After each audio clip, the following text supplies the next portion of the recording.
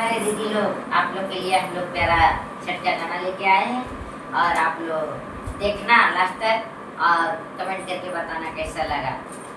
एक बार प्रेम से बोलिए छठ मैया की जय।